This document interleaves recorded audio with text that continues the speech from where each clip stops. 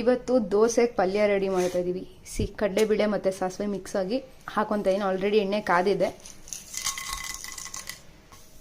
ನೋಡಿ, ಚಟಪಟ ಅಂತಾರೆ ಗೈಸ್. ಟ್ರಿಕ್ ಏನು ಗೊತ್ತಾ, ಎಲ್ಲರೂ ಫಸ್ಟ್ ಹಸಿಮೆಣಸಿನ್ಕಾಯಿ ಮತ್ತೆ ಕರ್ಬೇವಿನ ಸೊಪ್ಪು ಹಾಕೊಳ್ತಾರೆ.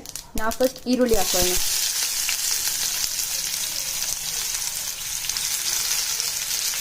ಈಗ ಲೈಟಾಗಿ ಒಂದು 0.1% ಕುಕ್ ಆದ ತಕ್ಷಣ ಈಗ ಹಸಿಮೆಣಸಿನ್ಕಾಯಿ ಮತ್ತೆ ಕರ್ಬೇವಿನ ಸೊಪ್ಪು ಹಾಕೊಳ್ಳಿ. ಈಗ ಸಿಡಿಯೋದಿಲ್ಲ ಅದು.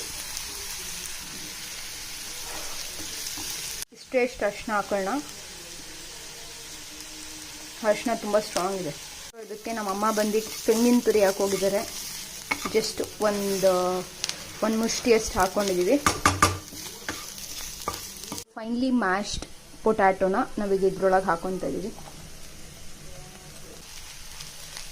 ಇವಾಗ ಚೆನ್ನಾಗಿ ಕಲ್ಸ್ಕೊಂಡಿದ್ದೀನಿ. ಇವಾಗ ಹಾಫ್ ನಿಂಬೆಹಣ್ಣು ಹಾಕ್ಬೇಕಂತ ಫುಲ್ಲು.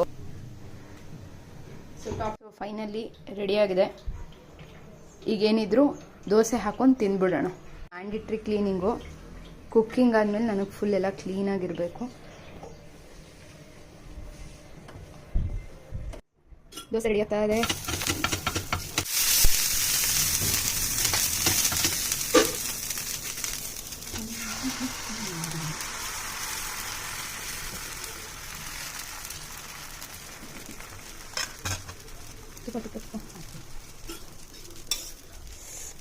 ಗೀ ದೋಸೆ.